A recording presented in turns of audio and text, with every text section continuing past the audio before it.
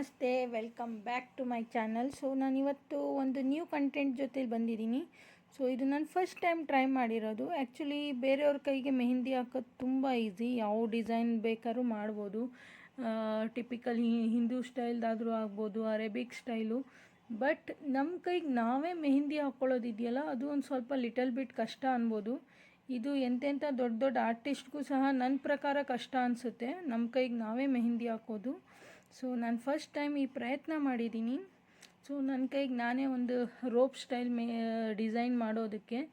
But ಇದೊಂದು ಸ್ವಲ್ಪ ಕೆಟ್ಟದಾಗೆಲ್ಲ ಬಂದುಬಿಟ್ಟಿದೆ. ಬಟ್ ನಾನು ಪ್ರಯತ್ನ ಪಟ್ಟಿದ್ದೀನಿ.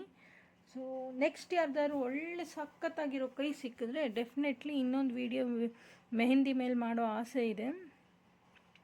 ಸೊ ನನಗೆ ಮೆಹಂದಿ ಡಿಸೈನ್ಸ್ ಅಂತೂ ಎಲ್ಲ ಥರ ಸ್ಟೈಲ್ ಮೆಹಂದಿ ನಾನು ಆರಾಮಾಗಿ ಹಾಕ್ತೀನಿ. ಸೊ ನಾನೆಲ್ಲೂ ಟ್ರೈನಪ್ ಆಗಿಲ್ಲ, ಆದರೂ ಗೊತ್ತಿಲ್ಲ, ನನಗೆ ತುಂಬ ಚೆನ್ನಾಗಿ ಮೆಹಂದಿ ಹಾಕೋಗಿ ಬರುತ್ತೆ.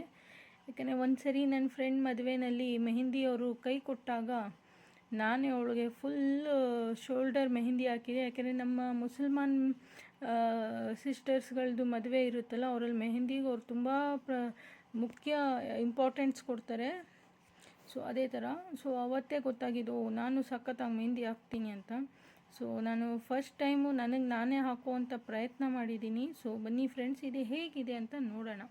ಮೆಹಂದಿ ಆ್ಯಕ್ಚುಲಿ ನಾರ್ತ್ ಇಂಡಿಯಾನಲ್ಲಿ ಇದು ಸುಹಾಗನ್ ಕಿ ನಿಶಾನಿ, ಅಂದರೆ ಮುತ್ತೈದೆಯವ್ರದ್ದು ಒಂದು ಲಕ್ಷಣ ಅಂತಾರೆ. ಸೊ ಇವ್ರು ಇರ್ತಾರಲ್ಲ ಮುತ್ತೈದೆ ಹೆಣ್ಮಕ್ಳುಗಳು, ನಾರ್ಮಲಿ ಮೆಹಂದಿ ಅಂತೂ ನಾರ್ತ್ ಸೈಡಲ್ಲಿ ಹಾಕ್ತಾರೆ. ಸೊ ಅವರಲ್ಲಿ ಮೆಹಂದಿಗೆ ಎಷ್ಟು ಪ್ರಾಧಾನ್ಯ ಇದೆ ಅಂದರೆ, ಅವ್ರ ಕಡೆ ಮದುವೆಗಳಲ್ಲಿ ಮೆಹಂದಿ ರಸಮ್ ಅಂತಲೇ ಒಂದು ಬರುತ್ತೆ. ಆ ಮೆಹಂದಿ ರಸಮ್ ಯಾವ ರೀತಿ ಇರುತ್ತೆ ಅಂದರೆ, ಮದುವೆ ಆಗೋ ಹೆಣ್ಮಗುಗೆ ಅವ್ರ ಗಂಡನ ಮನೆ ಕಡೆಯಿಂದ ಒಳ್ಳೊಳ್ಳೆ ಮೆಹಂದಿಗಳನ್ನ ಕಳಿಸ್ಕೊಡ್ತಾರೆ. ಸೊ ಅದೇ ಮೆಹಂದಿ ಹೆಣ್ಮಕ್ಳ ಕೈಗೆ ಹಾಕ್ತಾರೆ. ಇದು ನಾರ್ತ್ ಇಂಡಿಯಾನಲ್ಲಿ ಇರುವಂಥ ಒಂದು ಸಂಪ್ರದಾಯ. ಸೊ ಇದು ದಿನೇ ದಿನೇ ಮೆಹಂದಿ ಕ್ರೇಜ್ ಹೆಚ್ಚಾಯ್ತಾ ಈಗ ನಮ್ಮ ದಕ್ಷಿಣ ಭಾರತದಲ್ಲೂ ಸಹ ಮೆಹಂದಿದು ಒಂದು ರಸಮ್ ಮಾಡ್ತಾರೆ. ಸೊ ಡೆಫಿನೆಟ್ಲಿ ಈಗ ನಮ್ಮ ದಕ್ಷಿಣ ಭಾರತದಲ್ಲೂ ಸಹ ಮದುವೆ ಶುಭ ಕಾರ್ಯಗಳಲ್ಲಿ ಮೆಹಂದಿ ಹಾಕುವಂಥ ಒಂದು ಪ್ರಥಾ ಅಂದರೆ ಒಂದು ಪದ್ಧತಿ ಇದೆ. ಸೊ ಈಗ ನಾನು ಸಹ ಅದೇ ರೀತಿ ಒಂದು ಟ್ರೈ ಮಾಡಿದ್ದೀನಿ ಮೆಹಂದಿ ಹಾಕೋದಕ್ಕೆ.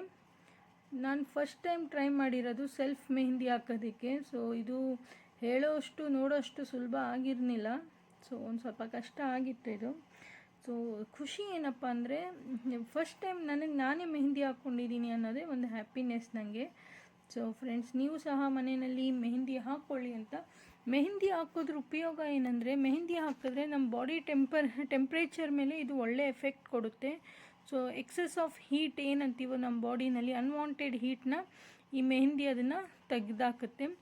ಬೇಸಿಗೆಗಾಲದಲ್ಲಿ ಏನಿಲ್ಲ ಅಂದ್ರೂ ತುಂಬ ಬಾಡಿ ಹೀಟೆಲ್ಲ ಆಗುತ್ತಲ್ಲ, ಅವರೆಲ್ಲ ಜಸ್ಟ್ ಮೆಹಂದಿನ ತಂದ ಕೈಗೆ ಹಾಕ್ಕೊಂಡ್ರೆ ಅವ್ರ ಬಾಡಿಗೆ ತುಂಬ ಕೂಲಾಗಿರುತ್ತೆ.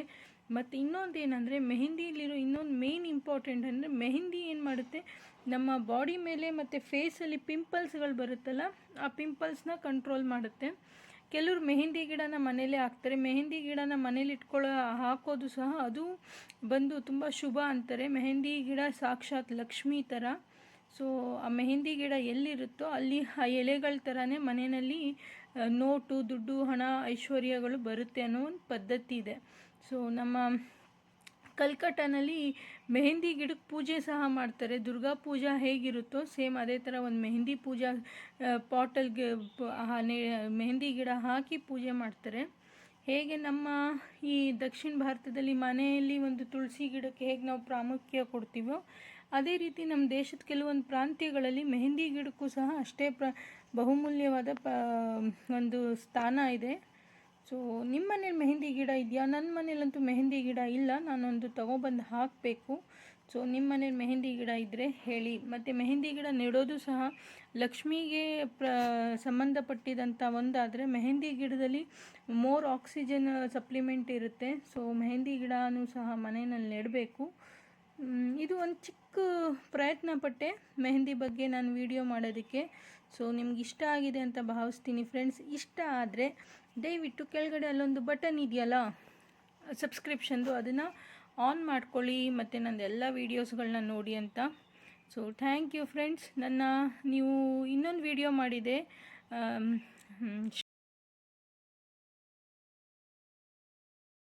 ನನ್ನ ಕನಕದಾಸರು ವಿಡಿಯೋಗೂ ಸಹ ನೀವು ತುಂಬ ಚೆನ್ನಾಗಿ ನನಗೆ ಪ್ರೋತ್ಸಾಹ ಕೊಟ್ಟಿದ್ದೀರಾ. Thank you very much friends. Keep watching my videos all. Thank you.